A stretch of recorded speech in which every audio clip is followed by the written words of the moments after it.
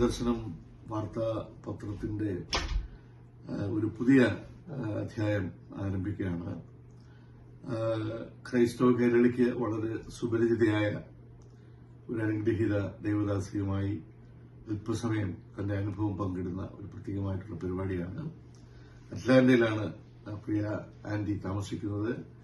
LC baby എന്ന് അറിയപ്പെടുന്ന അനുഗ്രഹീതയായ ദേവദാസിയാണ് ഇന്ന് നമ്മളോടൊപ്പം ഉള്ളത്. തന്റെ ജീവിതാനുഭവങ്ങളുമായി ബന്ധപ്പെട്ട് ചില കാര്യങ്ങളും ആത്മീയമായ വിഷയങ്ങളും അതോടൊപ്പം തന്നെ തന്റെ കുടുംബത്തെ സംബന്ധിച്ചുള്ള കാര്യങ്ങളൊക്കെയാണ് അറിയാനായിട്ട് ആഗ്രഹിക്കുന്നത്. കഴിഞ്ഞ ദീർഘനാളുകൾ ഈ അമേരിക്കയിൽ താമസിക്കുന്നതിന് ആത്മീയമായ ശുശ്രൂഷകൾ വളരെ ഫലപ്രദമായ നിലയിൽ പങ്കാളിത്തം വഹിക്കുന്ന അനുഗ്രഹീതയായ ദേവദാസിയാണ്. പ്രിയ ദേവദാസിയെ ക്രിസ്തീയ ദർശനത്തിന് പ്രേക്ഷകർക്ക് വേണ്ടി ഞാൻ ഹാർദമായി സ്വാഗതം ചെയ്യുന്നു. പ്രാരംഭമായി ഒരു ചോദ്യം ചോദിക്കുന്നത്, ഈ എൽസി ബേബി എന്നായിരുന്നു ആദ്യത്തെ പേര്, അതോ വിവാഹശേഷമാണോ ഈ പേര് ഉണ്ടായത്? വിവാഹശേഷമാണ് എൽസി ബേബി ആയത്. അതിനു മുമ്പ് എൽസി ടൂപ്പായിരുന്നു. എൽസി ടൂപ്പ്. ഫാദറിന്റെ പേര് ഞാൻ സ്കൂളിൽ പഠിച്ച് സ്കൂൾ ഓഫ് നഴ്സിംഗില് പഠിച്ചു കഴിഞ്ഞ ഉടനെയാണ് എന്റെ കല്യാണം കഴിഞ്ഞത്. അപ്പൊ അവിടെ വെച്ച് തന്നെ എൽസി ബേബി എന്നുള്ള പേരിലാണ് അവിടുന്ന് പുറത്തു വന്നത്. എൽസി ടൂപ്പ് ആയിരുന്നു ആദ്യത്തെ പേര്. ബ്രദറും സഭാ വിശ്വാസികളുടെ മധ്യത്തിൽ ഏറ്റവും തീവ്രമായ അനുഭവങ്ങൾ ഉള്ള ഒരു നാടാണ് അങ്കമാലി. അവിടെയാണ് ആന്റിയുടെ സ്വദേശം. അപ്പം ആ ചെറുപ്പത്തിലെ അങ്കമാലിയിലെ അനുഭവങ്ങളും ബാല്യവും കൗമാരവും ഒക്കെ ഒന്ന് വിശദീകരിച്ച് പറയാം. നായത്തോട് പറഞ്ഞ ഗ്രാമത്തിലാണ് ഞാൻ ജനിച്ചത്. നായത്തോട് എന്ന് പറയുന്നത് ഇപ്പോൾ എയർപോർട്ടിന് അടിസ്ഥാനം. എന്റെ വല്യപ്പച്ചനാണ് ആദ്യമായിട്ട് യാക്കോബായനെ രക്ഷിക്കപ്പെട്ടു വന്നത്. അദ്ദേഹത്തിന്റെ പേര് അദ്ദേഹത്തെ പൗലോസ്. ഫിലിപ്പൈലോന്നോ പറയുന്നു. പൗലോസ് എന്നുള്ള പേരിലാണ് പുള്ളി അറിയപ്പെട്ടിരുന്നത്.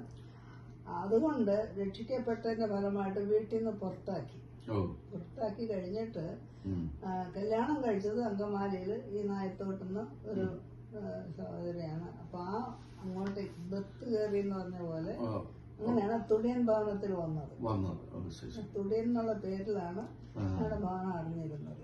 തുടിയൻ എന്ന് പറയുന്നത് പിന്നെ വല്യപ്പച്ചന്റെ വല്യപ്പച്ചന്റെ കുടുംബ പേരാണ്. ആ പേരിലാണ് ഞങ്ങൾ അറിഞ്ഞിരുന്നത്.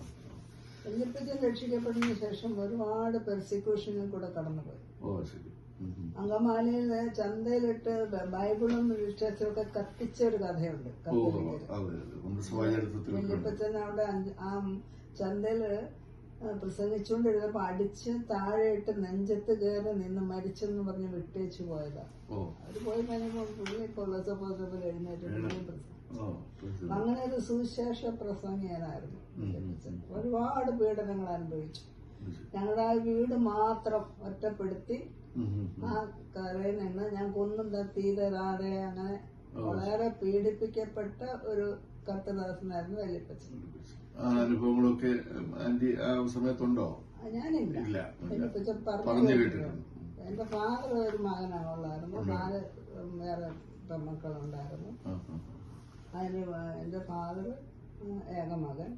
ഞങ്ങൾ 9 മക്കളായിരുന്നു. ഞങ്ങൾ 9 മക്കൾ, 5 ആണും 4 പെണ്ണും. അത് 4ാമത്തെ മകളാണ് ഞാൻ. ജനിച്ചത്. കർത്താവിൽ പ്രസിദ്ധനായ പൗലോസ് തുടിയൻ ബ്രദറെ ഞങ്ങളുടെ മൂത്ത ബ്രദറാണ്. കർത്താവിന്റെ വേലക്കായിട്ട് വേറെ ആരെങ്കിലും ആ ഭവനത്തിൽ നിന്ന്? ഏറ്റവും ഇളയാള് ജോസ് തുടിയൻ. പുള്ളി തുടങ്ങി, പക്ഷെ അധികം നാള് കടന്നുപോയി.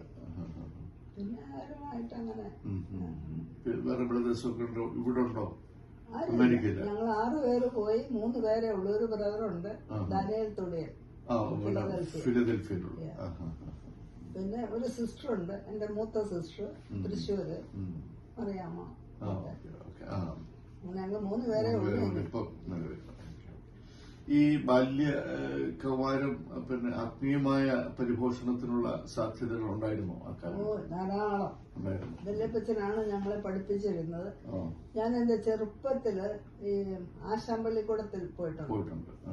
അക്ഷരം ഓലയിൽ എഴുതി മണ്ണിൽ എഴുതി അക്ഷരം പഠിപ്പിച്ച് എന്റെ 3 വയസ്സുള്ളപ്പോൾ വല്യപ്പച്ചൻ എഴുതി ആദ്യമായിട്ട് ഞാൻ വേദപുസ്തകം വായിക്കുന്ന വേദപുസ്തകമാണ്. ആദ്യം വായിക്കുന്ന പുസ്തകം ആദ്യം 3 വയസ്സുള്ളപ്പോൾ ഇപ്പോഴും ഓർമ്മയുണ്ട്. അന്ന് മുതൽ ഇന്ന് വരെ വേദപുസ്തകം ആണ് ഏറ്റവും പ്രിയപ്പെട്ട പുസ്തകം. ഞാൻ വായന നിർത്തിയിട്ടില്ല. എഴുതാനും വായിക്കാനും ചെറുപ്പം തുടങ്ങിയ എനിക്കൊരു വാസന, ജന്മവാസന ഉണ്ടായിരുന്നു. എന്റെ 13-ാം വയസ്സിൽ ഞാൻ രക്ഷിക്കപ്പെട്ടപ്പോൾ ഞാൻ കർത്താവിന് കയ്യിലത് സമർപ്പിച്ചു. കർത്താവ് എനിക്കത് അനുഗ്രഹിച്ചു തന്നു. അതിനുശേഷം ആത്മീയ വിഷയങ്ങൾ മാത്രമേ എഴുതുകയുള്ളൂ എന്നുള്ളത് ഞാൻ തീരുമാനിച്ചു. പിന്നെ ആത്മീയമായിട്ട് ഞങ്ങൾക്ക് വളരാനായിട്ട് ഞങ്ങളുടെ വീട് ഒരു കൺവെൻഷൻ വീട് പോലെയായിരുന്നു. 9 മക്കളും വൈകിട്ട് 4-5 പാട്ടുപാടി ദിവസം വായിച്ചറിയുന്ന വല്യപ്പച്ചൻ ഞങ്ങൾക്ക് എന്തെങ്കിലും പറഞ്ഞു തന്ന് പ്രാർത്ഥിച്ച് അത് ആ നാട്ടുകാർക്ക് മുഴുവൻ അറിയാമായിരുന്നു. അങ്ങനെ ആത്മീയമായി. പിന്നെ പടിഞ്ഞാറ് അസംബ്ലിയിലാണ് ഞങ്ങൾ കൂടി വന്നിരുന്നത്. അങ്കമാലി ഉണ്ടായിരുന്നു 3 മൈൽ. അവിടെ ഞങ്ങൾക്ക് സൺഡേ സ്കൂൾ അവിടെയാണ് പഠിച്ചത്. പ്രസിദ്ധരായ AP പൈലി, EP വർഗീസ് ഒക്കെ എന്റെ അമ്മയുടെ ബന്ധുക്കളാണ്. അവരൊക്കെയായിരുന്നു ആദ്യത്തെ ഗുരുനാഥന്മാർ. ആത്മീയമായ കാഴ്ചപ്പാടുകൾ ധാരാളം ഉണ്ടായിരുന്നു. ഒരു നല്ല ബാല്യം ഉണ്ടായിരുന്നു. വിദ്യാഭ്യാസത്തിന് ഞാൻ 10 ക്ലാസ് വരെ പഠിച്ചിട്ടുള്ളൂ. ആ സമയത്ത് പെൺപിള്ളേരെ ആദ്യം പഠിപ്പിക്കുന്നതിൽ എന്റെ മാതാപിതാക്കന്മാർക്ക് ഇഷ്ടമില്ലായിരുന്നു. അങ്ങനത്തെ ഒരു കാലഘട്ടമായിരുന്നല്ലോ. 10 ക്ലാസ്സായ ഉടനെ കല്യാണം കഴിക്കുക. എനിക്ക് കല്യാണം കഴിക്കണ്ട, ഞാൻ കോൺവെന്റിലാണ് ഞങ്ങൾ പഠിച്ചുകൊണ്ടിരുന്നത്. അപ്പം ഈ കല്യാണം കഴിക്കാൻ ഇഷ്ടമില്ലായിരുന്നു. അതുകൊണ്ട് എങ്ങനെയെങ്കിലും രക്ഷപ്പെടണം.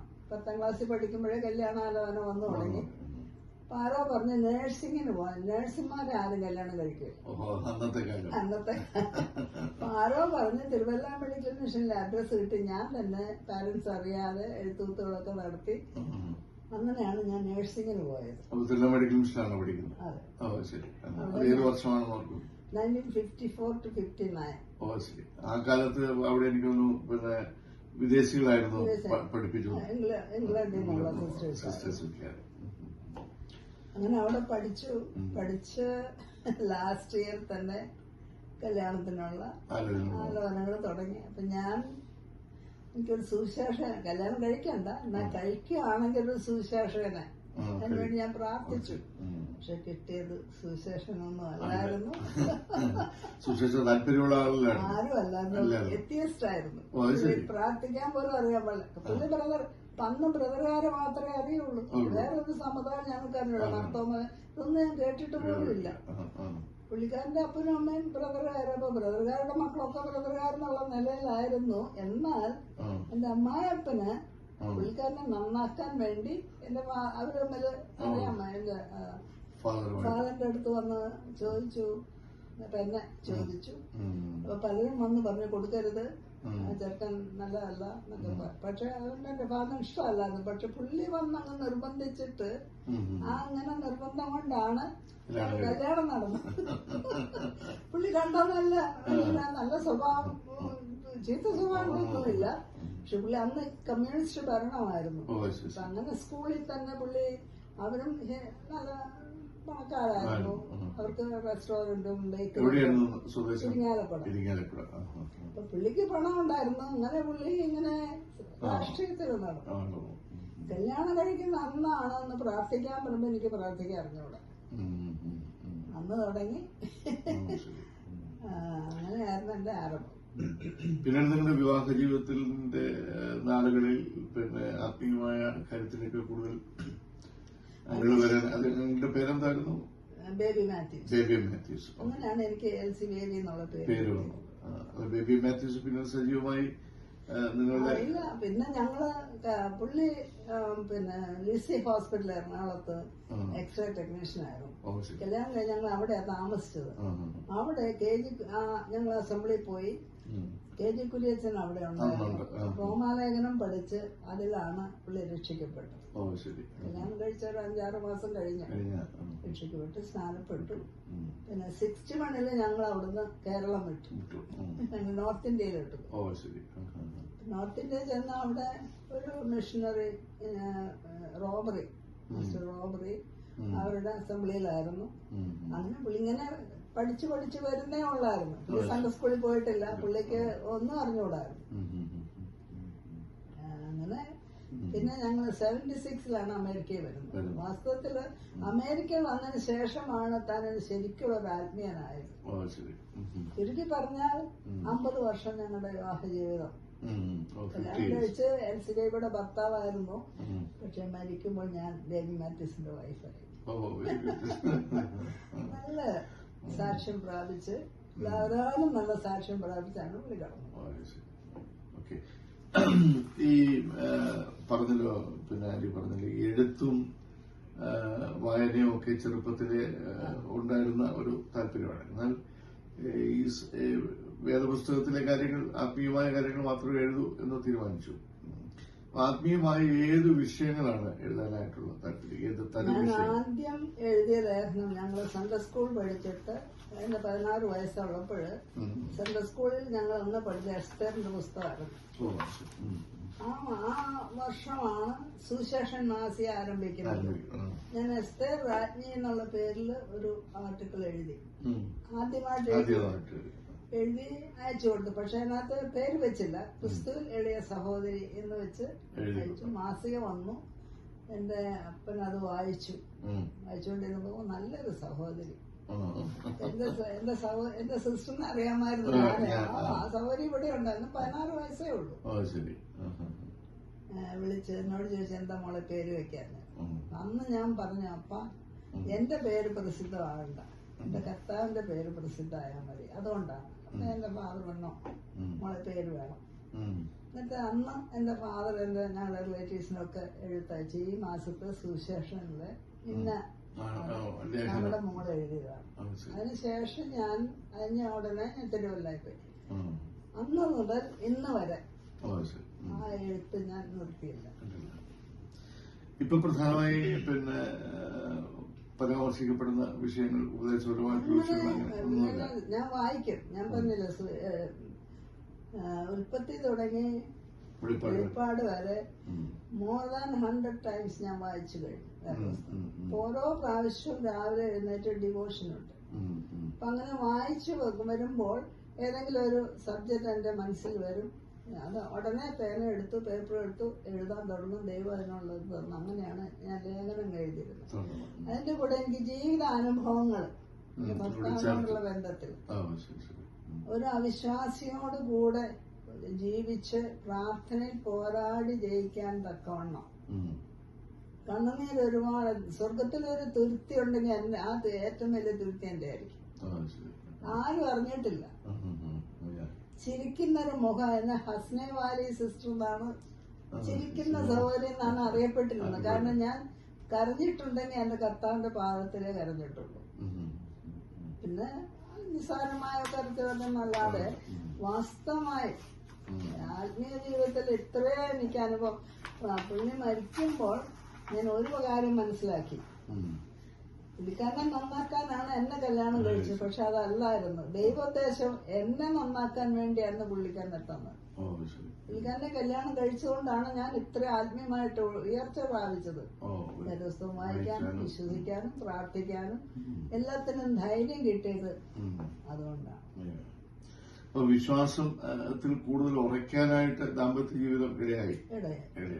ഞാൻ പറഞ്ഞു, ഒരു കാര്യത്തിലും നിങ്ങളെ ഞാൻ അനുസരിക്കാതിരിക്കില്ല, പക്ഷെ ആത്മീയ വിഷയങ്ങളിൽ never compromise with the word. That was my decision. ഞാൻ ആ കല്യാണ സമയത്ത് തന്നെ പറഞ്ഞു, ആത്മീയമല്ലാത്ത വിഷയം. പുള്ളി ലൗകികനായിരുന്നു. പുള്ളിക്ക് എപ്പോഴും പുറത്തുപോയി കഴിക്കണം, മൂവിയൊക്കെ കാണാൻ പോകും, അങ്ങനെയൊക്കെ ആഡംബരം. നോ, അതെല്ലാം ഞാൻ പറഞ്ഞു. അതിന് ഞാൻ ഒരു പക്ഷെ നോ പറയുമായിരിക്കും. ആത്മീയ വിഷയങ്ങൾ ബാക്കി ഏതിന് ഞാൻ അനുസരിച്ചോളാം. അങ്ങനെ ഒരു തീരുമാനം ആദ്യം തന്നെ ഞാൻ എടുത്തിരുന്നു. അന്ത്യം വരെ പാലിച്ചു. ഇപ്പോ ആത്മീയമായി എഴുത്തുകളല്ലാതെ മറ്റ് എന്ത് ആത്മീയ ശുശ്രൂഷകൾ? 8 പുസ്തകങ്ങൾ എഴുതിയിട്ടുണ്ട്. പുസ്തകങ്ങൾ എഴുതി. ഏറ്റവും ആ പുസ്തകങ്ങളൊക്കെ ഏതിനെ ബേസ് ചെയ്തായിരുന്നു? സഹോദരിമാരുടെ ആദ്യം എഴുതിയ സഹോദരിമാർക്കുള്ള ലേഖനങ്ങളെല്ലാം കൂടെ സഹോദരിമാർ ഉണ്ടായിരുന്നു. പിന്നെ ക്രിസ്തീയ ഭവനം, വിവാഹം, വിവാഹമോചനം. പിന്നെ നമ്മളൊരു ആന്ധ്രാപ്രദേശിലൊരു നാരായൺ പോൾ എന്നൊരു അദ്ദേഹം ഞങ്ങളുടെ കൂടെ താമസിച്ചു. പുള്ളിക്കാരനെ കുറിച്ചൊരു കാട്ടിലെ അപ്പോസ്തലൻ, കാടിന്റെ അപ്പോസ്തലൻ എന്നൊരു പുസ്തകം എഴുതി. പിന്നെ എന്റെ തന്നെ മുള്ളുകളുടെ ഇടയിൽ താമര അത് എഴുതി. പിന്നെ മകള് മരിച്ചപ്പോൾ മകളുടെ സാക്ഷ്യം, മരണം കണ്ടപ്പോൾ പുഞ്ചിരിച്ച പെൺകുട്ടി. പിന്നെ ലാസ്റ്റ് എഴുതിയത് എന്റെ ഓട്ടോബയോഗ്രഫിയായിരുന്നു. ഞാൻ തരാം, ആ പുസ്തകം തരാം. ഈ പുസ്തകങ്ങളൊക്കെ എഴുതുമ്പോ പിന്നെയും പുതിയ പുസ്തകങ്ങൾ എഴുതണം, അല്ലെങ്കിൽ പുതുതായിട്ട് എഴുതണം എന്നുള്ളൊരു ഇൻസ്പിറേഷൻ. പക്ഷേ പ്രയാസം എന്ന് പറയുന്നത് നമ്മൾ എഴുതി കഴിഞ്ഞിട്ട് അത് പ്രിന്റ് ചെയ്ത് നമുക്ക് നാട്ടിൽ കൊണ്ടുപോയി ഇവിടെ പ്രിന്റ് ചെയ്യാൻ ഭയങ്കര ചാർജാണ്. നാട്ടിൽ പോയി അങ്ങനെ നാട്ടിലാണ് പ്രിന്റ് ചെയ്ത് പബ്ലിഷ് ചെയ്തത്. ലാസ്റ്റ് ഞാൻ ഇനി പുസ്തകം എഴുതില്ല എന്ന് വിചാരിച്ചിരുന്നതാണ്. പക്ഷെ ഡെയിലി ഡിവോഷൻ ഒരു ഇംഗ്ലീഷിൽ അത് എഴുതി 365 ഡെയിലി ഡിവോഷൻ എഴുതി കഴിഞ്ഞു. പബ്ലിഷ് ചെയ്തിട്ടില്ല, അത് ചെയ്യണം. ഈ അമേരിക്കൻ വിശ്വാസ സമൂഹവുമായി ബന്ധപ്പെട്ട ആന്റിയുടെ അനുഭവങ്ങൾ എന്തൊക്കെയാണ്? ഞാൻ 76 ഇവിടെ വരുന്നത്. എനിക്കിഷ്ടമില്ലായിരുന്നു. ഞാൻ നോർത്ത് ഇന്ത്യയിൽ, ഞങ്ങൾ 61 നോർത്ത് ഇന്ത്യയിൽ പോയി. മക്കളൊക്കെ അവിടെയാണ് ജനിച്ചത്. ഞങ്ങൾ അവിടെയാണ് മക്കളൊക്കെ വളർന്നത്. എന്റെ ഹസ്ബൻഡിന് പുറത്തു പോകണം. എനിക്ക് ഗൾഫിൽ പോകാൻ ചാൻസ് ഉണ്ടായിരുന്നു. എന്റെ ഹസ്ബൻഡിന്റെ ബ്രദർ ഗൾഫിലായിരുന്നു. അവിടെ എന്നെ കൊണ്ടുപോകാൻ വളരെയധികം ശ്രമിച്ചു. ഞാൻ കരഞ്ഞു. ഞാൻ പറഞ്ഞു ഞാൻ വരില്ല. എനിക്ക് കുവൈറ്റ് മിനിസ്ട്രിയുടെ അപ്പോയിന്റ്മെന്റ് ഓർഡർ കിട്ടി. ഞാനത് കീറിക്കളഞ്ഞു. എനിക്ക് പാസ്പോർട്ട് ഉണ്ടാക്കി അമേരിക്കക്ക് പോരാനായിട്ട്. അത് ഞാൻ തിരിച്ചയച്ചു കൊടുത്തു. എനിക്ക് പോകണ്ട. ഞാൻ അവിടെ സിസ്റ്റർ ട്യൂട്ടറായിരുന്നു മധ്യപ്രദേശിൽ. കൽക്കട്ടയിൽ പോയി ഫർദർ സ്റ്റഡി ഒക്കെ ചെയ്തു. പിന്നെ ഇന്റർമീഡിയറ്റ് ഞാൻ കഴിഞ്ഞു. എനിക്ക് PhD വരെ പഠിക്കാനുള്ള അവസരം തന്നു പ്രൊഫസർമാരൊക്കെ. പക്ഷെ എന്റെ ഹസ്ബൻഡ് അത്രയും എഡ്യൂക്കേഷൻ ഇല്ലാത്തതുകൊണ്ട് ഹസ്ബൻഡിനേക്കാൾ മേളിൽ പോകണ്ട എന്ന് വെച്ച് ഞാൻ എടുത്തില്ല, ഡിഗ്രി എടുത്തില്ല. എന്നാൽ ദൈവം അതിനേക്കാൾ ഉപരിയായിട്ട് എന്നെ സഹായിച്ചു. അങ്ങനെ മധ്യപ്രദേശില് 61 to 76 അവിടെയായിരുന്നു. അവിടെ ആത്മീയമായിട്ട് ഇതുണ്ടായിരുന്നു. 76 ഞങ്ങൾ ഇവിടെ വന്നത് ഇങ്ങനെ എന്നെ നിർബന്ധിച്ച് കയറ്റി വിട്ടതാണ്. ഞാൻ തന്നെയാണ് ആദ്യം വന്നത്. പിന്നെ എല്ലാവരും വന്നു. ഇവിടെ വന്ന് മലയാളി അസംബ്ലിയിലാണ് ഞങ്ങൾ ആദ്യം നമ്മൾ പോയത്. ന്യൂയോർക്കിലാണ് 2002 ഇങ്ങോട്ട് പോയത്. ഹസ്ബൻഡിന് ഹാർട്ടിന് പ്രോബ്ലം ഉണ്ടായിരുന്നു. അവിടെ സ്നോയും തണുപ്പും കൂടുതലായതുകൊണ്ട് ഞങ്ങൾ ഇങ്ങോട്ട് ന്യൂയോർക്കിൽ വരുമ്പോ അന്ന് മലയാളി കോൺഗ്രിഗേഷൻ ഉണ്ട്. ഒരു മലയാളി 2 അസംബ്ലി ഉണ്ട്. ഒരു അസംബ്ലി ഉണ്ടായിരുന്നു. അത് പിരിഞ്ഞ് 2 അസംബ്ലി. അത് ഒരു അസംബ്ലിയിലാണ് ഞങ്ങൾ കൂടി വന്നത്. പിന്നെ അതിപ്പോ പല അസംബ്ലികളും. അങ്ങനെ അവിടെയാണ് ഞങ്ങൾ ആത്മീയമായിട്ട് വന്ന് പോയിടത്തെല്ലാം സിസ്റ്റേഴ്സ് മീറ്റിംഗ് ഞാൻ ഓർഗനൈസ് ചെയ്യുമായിരുന്നു. അത് മധ്യപ്രദേശിലും ഉണ്ടായിരുന്നു. ഇവിടെ വന്നു ആദ്യമായി ഞാൻ നോക്കിയത് ഇവിടെ സഹോദരിമാരുടെ യോഗമില്ലായിരുന്നു. ഞാൻ സഹോദരിമാരെ നമുക്ക് വേണം എന്ന് പറഞ്ഞ് അങ്ങനെ സഹോദരിമാരുടെ യോഗം സ്റ്റാർട്ട് ചെയ്ത് അമേരിക്ക വന്നു. അതിനുശേഷം ആത്മീയമായിട്ടല്ലാതെ മറ്റൊരു മേഖലയിൽ പോകേണ്ട കാര്യം പോകാൻ എനിക്ക് ഇഷ്ടമില്ല. ഇവിടെ വന്ന് ജോലി ചെയ്തോ? ഞാൻ നഴ്സായിരുന്നു. ഞാൻ CCU നഴ്സായിരുന്നു. എത്ര വർഷം ചെയ്തു? 76 തുടങ്ങി 2000 കംപ്ലീറ്റ് ചെയ്യാൻ എനിക്ക് പറ്റില്ല. 65 years ചെയ്യണമായിരുന്നു. ഞാൻ 59 years ആയപ്പോഴത്തേക്ക് എനിക്ക് മുട്ടിന് ഞാൻ വീണ്. എനിക്ക് മുട്ടിനൊരു തോന്നുന്നു ജോലി വീട്ടിലിരിക്കും. ജോലി ചെയ്തു നഴ്സായിട്ട്. ഈ അമേരിക്കയിൽ വരുന്നതിന് മുമ്പും അമേരിക്കയിൽ വന്നതിന് ശേഷവും ആന്റിയുടെ ജീവിതത്തിൽ സ്വാധീനിച്ച ആത്മീയമായിട്ടുള്ള ആളുകളെ ആരെങ്കിലും ഒക്കെ ഓർക്കുന്നുണ്ടോ? ആത്മീയമായിട്ട് സ്വാധീനിച്ചെന്ന് പറഞ്ഞാല് മധ്യപ്രദേശിലായിരുന്നപ്പോ റോബറി, മിസസ് റോബറി ഉണ്ടായിരുന്നു. പിന്നെ അവിടെ ഒരു നാരായൺ പോളിന്റെ കാര്യം പറഞ്ഞപ്പോൾ അദ്ദേഹം കാട്ടിലെ അപ്പോസ്തലനെ കുറിച്ച് എഴുതാൻ വന്നപ്പോ അദ്ദേഹം സ്വാധീനിക്കാൻ സാധ്യതയുള്ള അങ്ങനെയല്ല. അദ്ദേഹം ഇവിടെ വെച്ചാണ് ഇവിടെ വന്നതിന് ശേഷം. അവിടെയും ആത്മീയമായിട്ട് ഞാൻ സബ്സ്റ്റിറ്റ്യൂട്ടർ ആയിരുന്നപ്പോൾ എല്ലാ വെള്ളിയാഴ്ചയും എന്റെ സ്റ്റുഡന്റിന് ഒരു ബൈബിൾ ക്ലാസ് എടുക്കുമായിരുന്നു ഹോസ്റ്റലിൽ വെച്ച്. പിന്നെ ആത്മീയമായ വിഷയങ്ങൾ എവിടെ എനിക്ക് എന്ത് ചാൻസ് കിട്ടുന്നോ അതെല്ലാം ഞാൻ പ്രയോജനപ്പെടുത്തും. ഈ പിന്നെ പുതുതായിട്ട് എഴുതിയിരിക്കുന്ന ഇംഗ്ലീഷ് ഡിവോഷൻ എന്ന് പറയുന്നത് ആന്റിയുടെ ഓൺ ഡിവോഷൻസ് ആണ് എല്ലാം. ഓൺ ഡിവോഷൻ ഞാൻ എന്നും ഡിവോഷൻ 3-4 ഡിവോഷണൽ ബുക്ക്.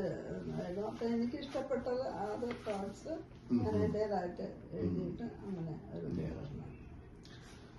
വ്യത്യസ്തമായിട്ടുള്ള പല പിന്നെ കേരളത്തിലെ ആനുകാലികങ്ങളിലും അതിന്റെ ലേഖനങ്ങൾ കാണാറുണ്ട്. ഞാൻ 3-4 മാസമൊക്കെ എപ്പോഴും എഴുതുന്നുണ്ട്. ക്രിസ്തീയ ദർശനത്തിന് തുടർച്ചയായിട്ട് ലേഖനങ്ങൾ തരണം എന്ന് ഞങ്ങൾ റിക്വസ്റ്റ് ഉണ്ട്. ഞാൻ ലേഖനം എഴുതി വെച്ചിരുന്നു, ബിജോയനോട് പറഞ്ഞായിരുന്നു. അപ്പൊ ഒരു ലേഖനം എഴുതി, ഞാനൊരു ട്രാക്റ്റും എഴുതി മലയാളത്തില്. ഞാൻ ഈ 60കളിൽ കേരളം വിട്ടതാണ്. ഇതുവരെ മലയാളം ഞാൻ മറന്നിട്ടില്ല. മലയാളം വേദസ്ഥമാണ് ഞാൻ വായിക്കുന്നത്. ഹിന്ദി വേദസ്ഥ എന്റെ കയ്യിലുണ്ട്, ഇംഗ്ലീഷിന്റെ പല വേദസ്ഥങ്ങൾ എന്റെ കയ്യിലുണ്ട്. അതൊക്കെ എനിക്ക് വളരെ പ്രയോജനം ചെയ്യുന്നുണ്ട്.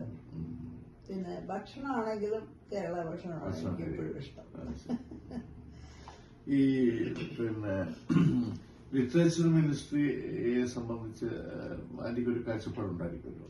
എന്താ നമ്മുടെ അങ്ങനെയൊന്നുമില്ല. ഞാൻ പറഞ്ഞില്ലേ, 16 വയസ്സില് ആദ്യമായിട്ട് എഴുതി തുടങ്ങി. പിന്നെ ഞാൻ തിരുവല്ല മെഡിക്കൽ മിഷൻ ആയിരുന്നപ്പോഴും ഞാൻ എഴുതുമായിരുന്നു. അന്ന് മിഷണറി സിസ്റ്റേഴ്സ് എന്നെ എൻകറേജ് ചെയ്യുമായിരുന്നു എന്റെ ലേഖനം വായിച്ചു. പിന്നെ പലരും ആവശ്യത്തില് എന്റെ ഫാദറാണ് എന്നെ ആദ്യം എൻകറേജ് ചെയ്തത്. MP ചെറിയൻ സാർ എന്നെ എൻകറേജ് ചെയ്തു. ഇപ്പൊ ഞാൻ അയക്കുന്ന ഒരു ആർട്ടിക്കിൾ പോലും വെട്ടും തിരുത്തും ഇല്ലാതെ എപ്പോഴും പബ്ലിഷ് ചെയ്യുമായിരുന്നു. പലരും പറയും ഞങ്ങൾ അയച്ചിട്ട് സാറ് ഇട്ടില്ല. ആന്റിയുടെ ലേഖനം എന്തായാലും എനിക്കത് അറിഞ്ഞുകൂടാ. എന്നാൽ ചെറിയൻ സാർ എന്നെ വളരെ എൻകറേജ് ചെയ്തിട്ടുണ്ട്. അങ്ങനെ ഈ പുതിയ തലമുറയ്ക്ക് പിന്നെ ആന്റിക്കയുടെ ഒരു ജീവിതാനുഭവങ്ങളുമായിട്ട് ബന്ധപ്പെട്ട് കൊടുക്കാനുള്ള ഒരു സന്ദേശം എനിക്ക് പറയാനുള്ളത് റോമലേഖനം 12-ാം അധ്യായം 1-2 വാക്യങ്ങളാണ്. നമ്മളെപ്പോഴും നമ്മുടെ തീരുമാനമാണ്. ഞാൻ എത്തിയസ്റ്റാരുടെ ഭർത്താവിന്റെ കൂടെ താമസിച്ചപ്പോഴും തിരുവചനം വായിച്ച് ഞാൻ പറഞ്ഞില്ലേ 100 പ്രാവശ്യത്തിൽ കൂടുതൽ ഉൽപ്പത്തി തുടങ്ങിയ ഒരുപാട് ഇപ്പോഴും ഞാൻ വായിച്ചുകൊണ്ടിരിക്കുക. 150-160 പ്രാവശ്യം. പക്ഷെ അതൊരു വായന.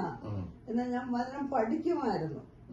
വചനം പഠിക്കാൻ എവിടെ എനിക്ക് അവസരം ഉണ്ടാകുമോ അവിടെ എല്ലാം ഞാൻ പോകുമായിരുന്നു, വചനം പഠിക്കുമായിരുന്നു. അല്ലാതെ ബൈബിൾ സ്റ്റഡി ഫെലോഷിപ്പ് എന്ന് പറഞ്ഞിട്ട് അമേരിക്കയിൽ ഒരു പ്രസ്ഥാനമുണ്ട്, ബൈബിൾ സ്റ്റഡി ഫെലോഷിപ്പ് BSF.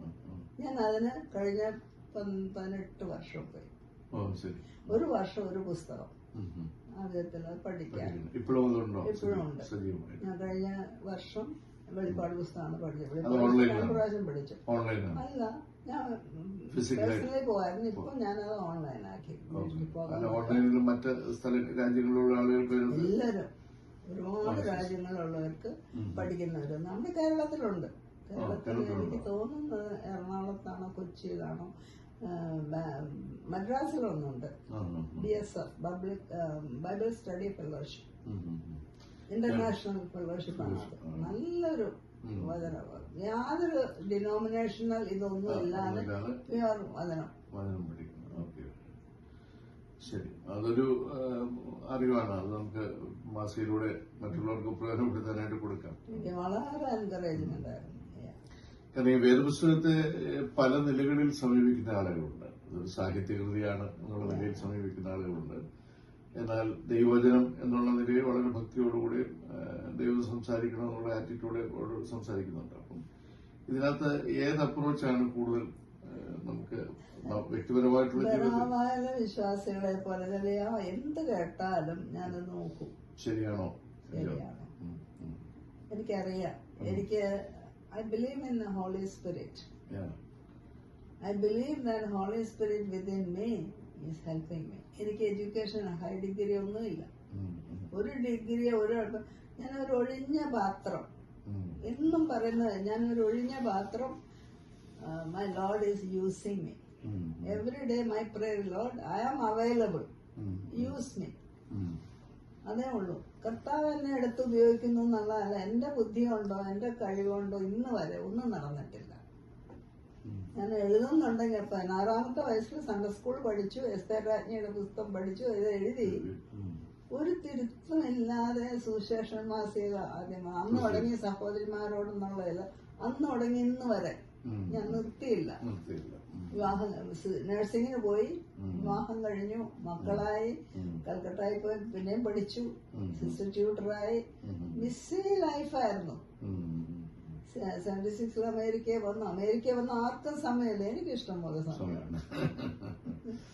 ഇപ്പോഴും ഞാൻ അത് നിർത്തിയില്ല. ഇവിടെ ഒരു ലോക്കൽ പേപ്പറിൽ കേരള എക്സ്പ്രസ് ഇടും, അവരുടനെ ഇടും. പല പെന്തിക്കോസ്താനാണ് കൂടുതൽ. ഇപ്പൊ ഞാൻ എവറി സാറ്റർഡേ നമ്മുടെ പിന്നെ ആത്മമിത്രത്തിൽ ത്രൂ ഒരു ഡിവോഷൻ അയക്കുന്നു. അത് പെന്തിക്കോസ്തരാണ് കൂടുതൽ അത് ഡിമാൻഡ് ചെയ്യുന്നത്. അവർ പറയുന്നത് അത് കിട്ടിയാൽ ഞങ്ങൾക്ക് ഞായറാഴ്ച ആരാധനയ്ക്ക് നല്ല ഇതാണ്, വർഷിപ്പ്. അപ്പൊ അതൊക്കെ എന്റെ കഴിവല്ല, ദൈവം എന്നെ എടുത്ത് ഉപയോഗിക്കുന്നു എന്നല്ലാതെ എനിക്കൊന്നും പ്രശംസിക്കാനില്ല. ഇനിവേ പിന്നെ ക്രിസ്ത്യദർശനത്തിന്റെ പിന്നെ അടുത്ത ലക്ഷ്യങ്ങളിൽ സഹോദരിമാരോട് പ്രത്യേകമായിട്ട് സംസാരിക്കത്തക്ക ലേഖനങ്ങൾ തീർച്ചയായിട്ട് തരണം എന്നുള്ള റിക്വസ്റ്റ് ചെയ്തിട്ടുണ്ട്. ഞങ്ങളത് ഇംഗ്ലീഷിലും ഇപ്പം പിന്നെ പ്രസിദ്ധീകരിച്ചു തുടങ്ങി കഴിഞ്ഞ മാസം മുതൽ. അപ്പം അമേരിക്കൻ മലയാളികൾക്കും അതുപോലെ തന്നെ ഗൾഫിലൊക്കെയുള്ള ഇംഗ്ലീഷ് അറിയാവുന്ന പുതിയ ജനറേഷന് വായിക്കാനായിട്ട് വേണ്ടിയാണ് നമ്മുടെ ഡോക്ടറിൻസാണ് പ്രധാനമായിട്ട് ഡിസ്കസ് ചെയ്യുന്നത്. അപ്പൊ ആ കാര്യത്തിൽ ആന്റിയുടെ ഒരു പ്രത്യേക സഹായം ഞങ്ങള് പിന്നെ നമ്മുടെ ബോംബെയിൽ ഇറങ്ങുന്ന ഒരു പുസ്തകം ഉണ്ടല്ലോ, ഹാർവെസ്റ്റ്. ഈ മാസത്തിൽ എന്റെ ഒരു ആർട്ടിക്കിൾ നമ്മുടെ ഒരു മാസികയുടെ പ്രത്യേകത എന്ന് പറയുന്നത് 70% ഓഫ് ആളുകൾ എന്ന് പറയുന്നത് നമ്മുടെ ഡിനോമിനേഷനിൽപ്പെട്ട ആളുകളല്ല. കേരളത്തിലെ 600 പബ്ലിക് ലൈബ്രറികൾ നമ്മളിപ്പം ഇടുന്നുണ്ട്. കേരളത്തിലെ വലിയ പബ്ലിക് ലൈബ്രറികളല്ല. അപ്പൊ നമ്മളിതിനകത്ത് ബൈബിളിലെ ഡോക്ടറിൻസ് മാത്രമാണ് ഡിസ്കസ് ചെയ്യുന്നത്. വെറുതെ ഒരു പൊളിറ്റിക്സോ മറ്റു കാര്യങ്ങളോ ഒന്നും ഡിസ്കസ് ചെയ്യുന്നില്ല. അതുകൊണ്ട് ധാരാളം റെസ്പോൺസ് നമുക്ക് അക്കാര്യത്തിൽ വരുന്നുണ്ട്, കൂടുതൽ അറിയാനായിട്ടുള്ള ആളുകളുണ്ട്. അപ്പം അതുകൊണ്ടാണ് പിന്നെ ആന്റി പോലുള്ള അനുഭവ സമ്പത്തുള്ള ആളുകൾക്ക് ലേഖനങ്ങൾ വേണം എന്ന് നമ്മൾ ഡിമാൻഡ് ചെയ്യുന്നത്. എനിവേ പിന്നെ ആന്റിയുമായിട്ട് സംസാരിക്കാൻ കഴിഞ്ഞാൽ വളരെ സന്തോഷം. ദൈവം അനുഗ്രഹിക്കട്ടെ. ധാരാളം കുറെ അധികം നാളുകൾ പലരും എൽസി ബേബി അറിയാം, പക്ഷെ ആരും എന്നെ വലിയ ആളായിട്ടൊക്കെ ആയിരിക്കും ചിന്തിക്കുന്നത്. അങ്ങനെ ഒന്നും ഇല്ല. അല്ലല്ല, എൽസി ബേബിയെ ഞങ്ങൾ കാണുന്നത് കർത്താവ് വളരെ ഫലപ്രദമായി ഉപയോഗിക്കുന്ന ഒരാളെന്നുള്ളതല്ലേ. അത്രേ ഉള്ളൂ. അല്ല, ഞാൻ അല്ലാതെ എനിക്കായിട്ട് എന്നെ തന്നെ പറയാൻ എനിക്ക് ഒന്നുമില്ല. 88 വയസ്സുള്ള ഒരു പിന്നെ കർത്തദാസി കർത്താവിന് വേണ്ടി ഇപ്പോഴും പ്രയോജനപ്പെടാനായിട്ട് ആഗ്രഹിക്കുക എന്ന് പറയുന്നത് തന്നെ നിസ്സാരമായിട്ടുള്ള കാര്യമാണ്. നമ്മുടെ സഹോദരന്മാർക്കൊരു മാതൃകയാണ്. അതുകൊണ്ട് കിട്ടുന്ന സമയം മുഴുവനും ആ വിധത്തിൽ പ്രയോജനപ്പെടുത്തുക എന്നുള്ളതാണ്. പലരും ഒരു 2 പേര് പേഴ്സണലി എന്നോട് പറഞ്ഞിട്ടുണ്ട്. ആത്മഹത്യ ചെയ്യാൻ വിചാരിച്ചിരുന്ന സമയത്ത് എന്റെ ആർട്ടിക്കിൾ വായിച്ച് 2 പേര് എന്നോട് പേഴ്സണലി പറഞ്ഞിട്ടുണ്ട്. അപ്പൊ അങ്ങനെയൊക്കെ ഉള്ളത് എത്രയോ അനുഗ്രഹം. പലരും പിന്നെ വിളിച്ചു പറയാറുണ്ട്, ആന്റിയുടെ ലേഖനങ്ങൾ ഞങ്ങൾക്ക് ഇഷ്ടമാണ്, അതാണ് ഇതാണ്. എന്തായാലും ദൈവം പ്രവർത്തിക്കുന്നു എന്നുള്ളതാണ്. ഒരു ചോദ്യം കൂടെ ചോദിച്ച് അവസാനിപ്പിക്കട്ടെ. ഈ പ്രാദേശിക സഭയുമായി ബന്ധപ്പെട്ട് നമ്മുടെ സഹോദരിമാരുടെ ശുശ്രൂഷകളെ സംബന്ധിച്ച് ബ്രദറൻ സഭാ വിശ്വാസികളുടെ ഇടയിൽ പല തരത്തിലുള്ള അഭിപ്രായങ്ങളുണ്ട്. എന്നാൽ ഉപദേശ വിഷയങ്ങളുമായി ബന്ധപ്പെട്ട് സഭയ്ക്ക് കീഴ്പ്പെട്ടിരുന്നുകൊണ്ട് അല്ലെങ്കിൽ സഭാ നേതൃത്വത്തിന് കീഴ്പ്പെട്ടിരുന്നുകൊണ്ട് ഫലപ്രദമായിട്ട് ശുശ്രൂഷ ചെയ്യാൻ കഴിയും എന്നുള്ളതാണല്ലോ ആന്റിയുടെ ജീവിതം തെളിയിക്കുന്നത്. അപ്പം അത്തരത്തിൽ പിന്നെ സഹോദരിമാരോട് എന്താ പറയാനുള്ളത്? എനിക്ക് പറയാനുള്ളത്, ഇന്നത്തെ ഇളം തലമുറകൾ വളരെ കഴിവുള്ള സഹോദരിമാർ നമ്മുടെ ഇടയിലുണ്ട്. ഈ ബ്രദർമാരെ അല്ലാതെ മറ്റ് സമുദായക്കാരെല്ലാം സഹോദരിമാരെ എൻകറേജ് ചെയ്യുന്നവരാണ്. ബ്രദറുകാർ മാത്രമേ ഉള്ളൂ സഹോദരിമാരെ എൻകറേജ് ചെയ്യാത്ത ഒരു സമൂഹം. എന്റെ ലേഖനങ്ങളെ പോലും ഒരിക്കൽ കൃഷ്ണൻകുട്ടിയുടെ മാസികയിൽ വന്നാണ് ലേഖനം എഴുതുന്നു, സ്റ്റേജ് ചാടിക്കയറാതെ ഇവരൊക്കെ ഇസബേലുമാരാണെന്ന് പറഞ്ഞവരുണ്ട്. എനിക്കിത് കത്താതെ എന്ന ഒരു ശുശ്രൂഷ ആരെന്നെ എന്തെല്ലാം പറഞ്ഞാലും അത് നിർത്താൻ ഉദ്ദേശിക്കുന്നില്ല. ഞാൻ ഈ കോവിഡ് വന്നതിന് ശേഷമാണ് ആത്മമിത്രം, അത് പാൻഡേഴ്സ് ഫോർ ലിവിംഗ് വേർഡ് എന്നുള്ള രണ്ടിതില് ഞാനിപ്പോ വേറെ മൺഡേ ത്രൂ സാറ്റർഡേ എനിക്ക് എന്നും ഇതുണ്ട്. ഇപ്പൊ അടുത്ത ആഴ്ച എനിക്ക് ഹിന്ദിയിൽ ഒരു മെസ്സേജ് കൊടുക്കാറുണ്ട്. ഇപ്പോഴത്തെ ചെറുപ്പക്കാരായ സഹോദരന്മാർ വളരെ വളരെ കഴിവുള്ള സഹോദരിമാരുണ്ട്. അവരെ എൻകറേജ് ചെയ്യണം. സഹോദരിമാരോട് എനിക്ക് പറയാനുള്ളത്, ദൈവം നമുക്കൊരു താലന്ത് തന്നിട്ടുണ്ടെങ്കിൽ അതിനെ കൊണ്ട് വ്യാപാരം ചെയ്തുകൊണ്ടിരിക്കാനുള്ള നമ്മുടെ ചുമതലയാണ്. ആരെയും നോക്കേണ്ട ആവശ്യമില്ല. ചെയ്യാം. എല്ലായിടത്തും ഞാൻ ജോലിയിലായിരുന്നപ്പോഴും ചെയ്യുമായിരുന്നു. എന്റെ ജോലി സ്ഥലത്ത് ഇവിടെ അമേരിക്കയിൽ ഞാൻ ഹോസ്പിറ്റലിൽ എനിക്ക് നല്ലൊരു ടെസ്റ്റ് മണി ഉണ്ടായിരുന്നു. ഏതെങ്കിലും ഒരിക്കൽ ഞാൻ സിസിയിലാണ് ചെയ്തുകൊണ്ടിരുന്നത്. ഒരിക്കൽ ഒരു സഹോദരി, ഒരു സ്ത്രീ കരയാൻ ആരെങ്കിലും ഉണ്ടോ പ്രാർത്ഥന, ഓ സിസ്റ്റർ എൽസി ഉണ്ട്. I went there and prayed with her. So we can do anywhere. Restrictions ഒന്നുമില്ല. Anywhere, everywhere we can do our job. അതാണ് ഞാൻ വിശ്വസിക്കുന്നത്. എനിക്ക് കിട്ടുന്ന അവസരമൊന്നും ഞാൻ വെറുതെ കളഞ്ഞിട്ട്. മക്കളോടാണെങ്കിലും കുഞ്ഞുങ്ങളെ വളർത്തി, ഞാൻ പറഞ്ഞില്ലേ ഭർത്താവിന് അറിയൊന്നുമില്ലായിരുന്നു. ഭർത്താവിനോട് പറഞ്ഞ് നീ ആത്മീയകാര്യം മാത്രം നോക്കിയാൽ മതി, ബാക്കി എല്ലാ കാര്യങ്ങളും എന്റെ ഭർത്താവ് ചെയ്തോണ്ട്. എനിക്കൊരു സെപ്റ്റിക് പിൻ പോലും മേടിക്കാൻ അറിഞ്ഞൂടായിരുന്നു. കുഞ്ഞുങ്ങളെ വചനം പഠിപ്പിച്ച് വളർത്തിയത് ഞാനാണ്. ഇന്നും എന്റെ മകനെ എന്നെ പേടിയാ. കാരണം അവർക്കറിയാം ഞാൻ പ്രാർത്ഥിക്കുന്ന ഒരു സ്ത്രീയാണെന്ന് എന്റെ മക്കൾക്കും കൊച്ചുമക്കൾക്കും പോലും അറിയാം. ആ സാക്ഷ്യം നിലനിർത്തണം. ലോകത്തിൽ എന്ത് സംഭവിച്ചോട്ടെ, നമ്മൾ ലോകത്തിലേക്ക് ഇറങ്ങിയാലും നമുക്ക്, ഞാൻ അമേരിക്ക വന്നിട്ട് ഞാൻ 76 വന്നതാണ്. ഈ അമേരിക്കയിൽ ഒന്നും തന്നെ ആകർഷിച്ചിട്ടില്ല. ജോലി ചെയ്തു, കാശുണ്ടാക്കി, പണം ഉണ്ടായിരുന്നു, പണം കൊടുക്കേണ്ടവർക്കെല്ലാം കൊടുക്കും. ഞാൻ കർത്താവിനോട് ചോദിക്കാതെ ഞാൻ ഒന്നും ചെയ്യാറില്ല.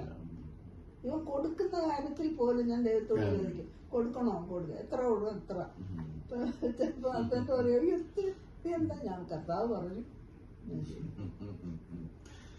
അപ്പൊ അത് നമുക്ക് ചെയ്യാവുന്ന കാര്യമാണ്.